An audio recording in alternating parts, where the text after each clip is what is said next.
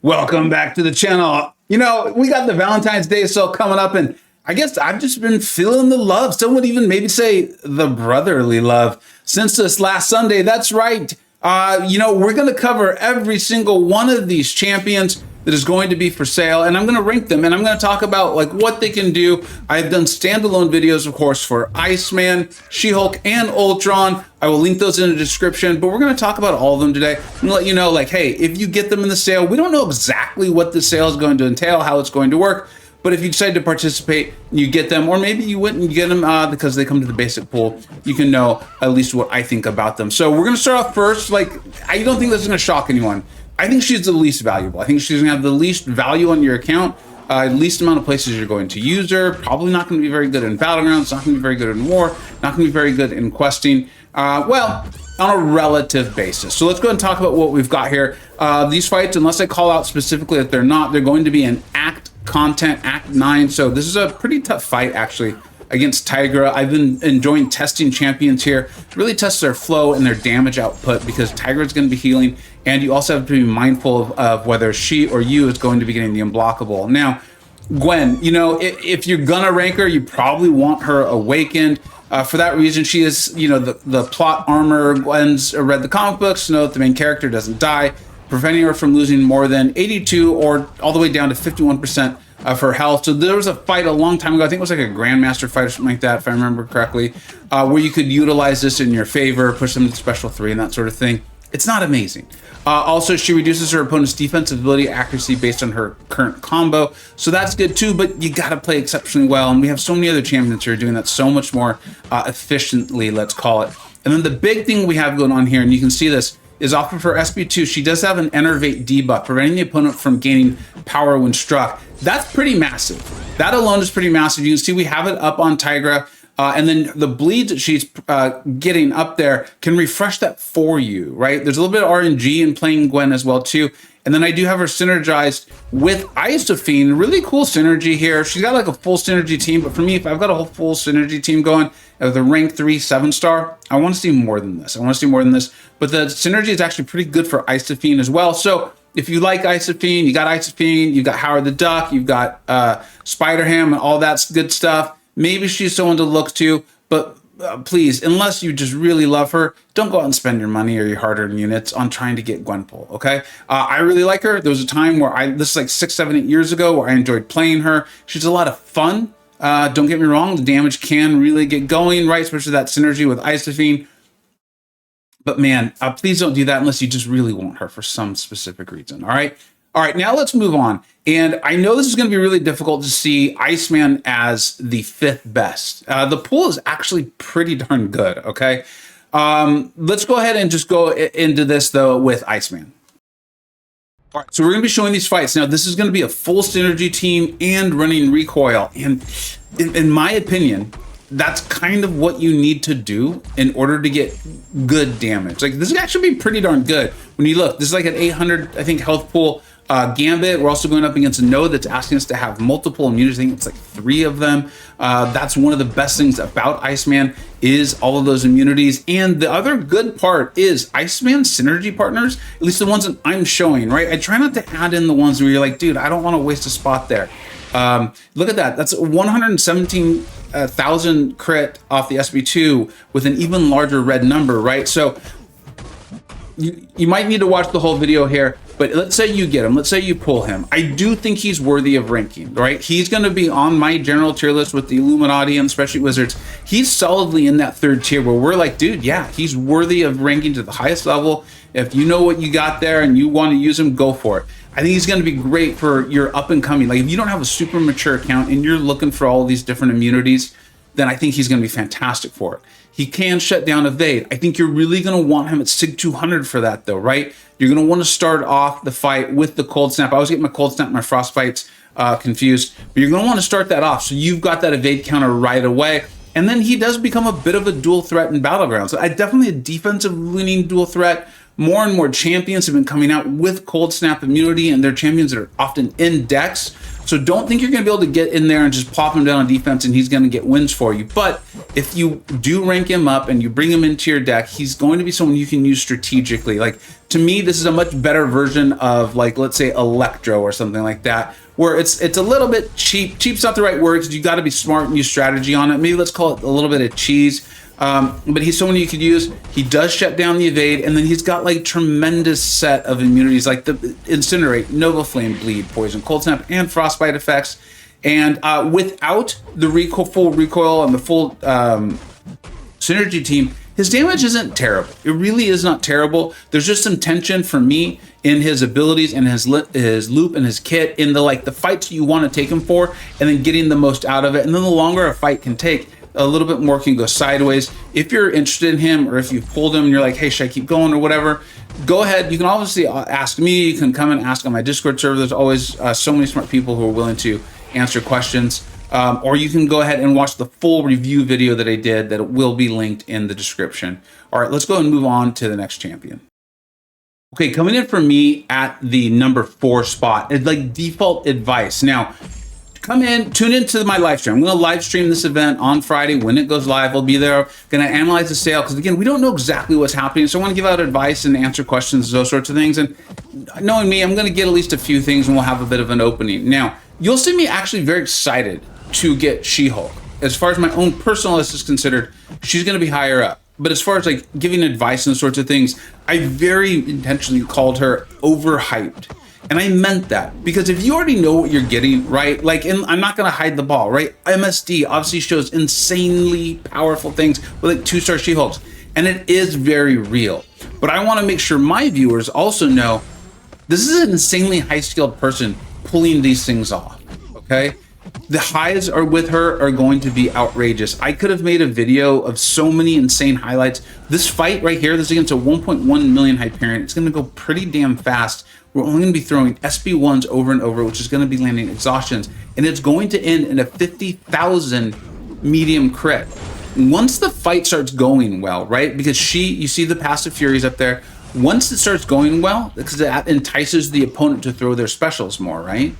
Once that kicks in, you're like golden. You are good to go. The issue is, if the AI is passive, especially in the beginning, if the node starts to throw a lot of things at you, or maybe you're just not an insanely skilled player, you're going to lose your ramp. Things are going to go down, and they're going to go hard and bad fast. I want to make sure people know that. I think that's important. That's what I do for my viewers, right? We all tune in for different things, and that's the kind of message I want to make sure I get out. If you're an up-and-coming player, I would not spend my money for her. I would not. I think you really want to make sure you know how to play. You want to get some more well-rounded champions. You want to get some ones that are a little safer to play and those sorts of things. If you just think she's fun, sure. Go out there, get her, have a great time. Or if you pull her from this and you play her and you really like what she can do, yeah, go for it. Rank her up. She is solidly worth ranking. The highs are going to be insanely high. You're going to have a lot of fun. She is really unique in her class in that she doesn't need her debuffs to stick at all, which is really rare in the science class. It's part of what I love about Titania. She has poison immunity. She has some really nice synergies. And then all of her furies are passive. So this is an incredibly strong champion. I just always want to make sure people know exactly what they're getting. And if I need to, I'm going to err on the low side. So that way you're even happier with what you got than I maybe had led you to believe. All right, let's go and jump on to the number 3 champion. Actually, we don't even need to do that, because I'm just going to flat out tell you, for me, it is definitely a long shot. If you're into Battlegrounds, maybe the best champion in the whole pool. I'll talk about that when we get to the last champion. And, you know, I always try to shout out when I know someone's doing great work, when I know someone who really wants you to learn and is entertaining and doing a phenomenal job, I shout them out. You know that. Trappy or Trap MCoC. I will link his channel in the description. Significantly more skilled than me in general, and also definitely with Longshot, more knowledgeable with Longshot, and it has a very, very Battlegrounds focused, high tier Battlegrounds focused skill. I will put the link in the description for this. Just go to it, watch his videos, subscribe while you're there, tell him I sent you if I haven't already sent you already the last year or so. And for me, that's where long shot is. I will be happy because I would get my long shot awakened, and then I would very much consider taking him to rank 3. Very much a dual threat on in Battlegrounds. All right, let's go and move on to my number 2. As we jump into this, I want you to keep in mind these fights are going to be against champions with around 760,000 health pools. This is Act 9.1, and these fights have Mixed Master on them. Now, Cosmic Champions are going to be able to, once use their Striker, they're going to get up, I think it's the Panic debuff, if I remember correctly, and they can keep that up with their Heavy. But what really impressed me with this, not only the time, he's going to get this fight down in under a minute. Think about how much health that is in under a minute. And Nebula is obviously healing throughout parts of this, okay? But additionally, even with all that and my silly little mistake there, his flow, his loop, what he's looking to do did not get interrupted. We're going to eventually obviously throw our Striker here, and we'll get up that Panic debuff, and then I'll keep it up with my Heavy. But the setup of the fight was not overly difficult. I did not feel like I was sacrificing playing superior Iron Man so that I could get that fight set up. For me, that was a massive, massive deal. It's part of like when I talk about like I'm testing loops, like nodes, AIs, these sorts of things, the asks that are made out of us by Kabam for these fights. How much does that throw off what we're trying to do? For superior Iron Man, it was actually very little. He's pretty good in Battlegrounds, and he has absolutely no defensive threat whatsoever. And in Battlegrounds, one of the issues can be is if his SP2 doesn't crit, and it doesn't crit a lot. But that's like the negative. Like that's the it. He's a very good quester, because look at this. If you don't know a ton about him, you want to look at all these buffs we have going up. Each buff is giving him an attack bonus, and then each unique one's also giving him an attack bonus. Off his SP1, he has a armor break, and he also has one off of his SP2. The SP2 one is significantly larger, and the one off of his SP1 is multiple. So if you're fighting a champion who has multiple armors, you can use the SP1 to armor break a bunch of them and get them off. I guess it was in minute 25. I apologize. I think it's the next fight that goes faster. Additionally, he has an auto block. I think it's once he has up 5 of his own unique buffs, he has like a guaranteed auto block. You can really utilize this yourself to get openings. Additionally, and I don't think it's a coincidence, right? Because one of the things that came out with Superior Iron Man was he doesn't have a ton of like those utilities, He's not countering the big 3, the evade, the auto block, or the miss. But he did have this really unique thing, and I can't remember what it's called, but it's off his Heavy. It's a buff, and you'll see me use it at a point in time, which means you can now block non-contact attacks. You can use well-timed block or something like that. Felt like it was really nice for like Shuri or just fights where you really wanted to use it. But now with Arnim Zola coming out, you can see an additional benefit. There it is. It's that instinct buff, right?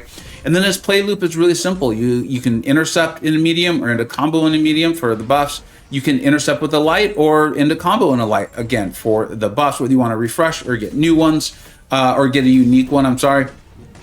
And then I personally, the only reason why he's not in number 1 category for me is because I already have him awakened. This is my live account. I have him at rank 3 with Act 9 content, but I would really want him awakened. I just recently got him awakened in a Titan Crystal, so he's kind of in a way my least wanted of the group, because I would like to awaken my Gwenpool and have some fun with her, but I would want him awakened because it's going to help you out a lot, because you get to further exploration of the extremist grants, okay, blah, blah, blah, blah. It's going to increase your healing when his health pool is low. It is missing health, so this isn't going to top you off, but it is going to keep you alive over the course of a quest. And then the more time with the suit allows Tony to reduce the cooldown of the auto block. So I'm not going to be upset if I get him more and more times. You won't seem to be like angry about it. Unless, well, you'll see because of the next champion. And then whenever Tony is inflicted with the bleed, incinerate, or shock effect, pauses personal buffs for up to 2 seconds. That's right. He's also great for all those hazard shift lanes. Incinerate, shock, and bleed he's really phenomenal for him because he has his resistances, which you can grow. And then he's got an energy resistance in his pre-fight as well. So he's a phenomenal champion. All right, now we're going to move on to the number 1. And for me, this is just the number 1, like, unless your favorite champion is one of the other ones or someone you really want, right? I always say, rank up your favorite champion, the one that you want to play, that you enjoy. Well, if it's for you, it's Superior Iron Man, he's your number 1. If it's She-Hulk, she's your number 1. She's worthy. If it's Iceman, same thing. Gwenpool's the only one where I'm like, just make sure you know what you're getting. For me, in war, in battlegrounds, in AQ, in questing content, in EOP, Ultron is the most likely to see use and provide a benefit to your account, right? I did the full video on this. This one is with a synergy team, but again, the synergy partners are Hulkbuster and Mr. Sinister. Like, you are so happy if those are the champions you have to take in a quest. And in my video standalone video, I show Ultron unawakened, no recoil, no synergies, doing insane damage. Remember, even without any of that, he's still immune to poison and bleed. He has the heal at the 50% and the 25% mark. And then he's got intense damage off of the bleed against non-mutants, which becomes a degen, which is direct damage. This is even better than plasma. Direct damage against mutant champions. His play loop is smooth. I'm not going to call it like simple. He's a relatively easy to play champion. I don't think he's like overly burdensome or complex. But his loop is relatively well protected from AI, from nodes, various disruptions you come your way. Look at that, was 49 seconds against a healing tiger that's going unblockable. Now we're going up against a healing old man Logan. Not the toughest fight in the world, but again, this is another one that I like to show, to take a look at when I'm testing these things out. We had a fourth synergy partner there in Warlock, which is a really nice synergy. They get a 40% Fury whenever one of the champions is immune to something. Well, these are champions you're like typically pretty happy to be running recoil with, right? So, or you're taking like hazard shift or something like that. And then honestly, I will want my Ultron awakened. Now, this is something that, because we just don't know what the sale is going to include yet. We don't know if it's going to include awakening gems. We don't know if it's going to be 6 stones. They're saying 6 stones, but they had a very certain tag related to them. Stop by the stream. I'm going to be live the moment it goes, moment the sale goes live. I'll be live streaming. We'll do full analysis. We'll do advice. We'll take questions. And then, like I said, maybe I'll do an opening myself. But my number one ask out of all this is going to be to be able to get Ultron and to get him awakened. It's just be a matter of what I need to do it and whether I feel like that sounds fun at the time or not. As usual, though, let me know what we think we got right. Let me know what we think we got wrong. Thank you so much for watching. Go Birds. It was a great Super Bowl, everybody. Thank you so much for watching. Oh, and yes, I've been a fan since I was like 8 years old. Thank you so much for watching. Take care.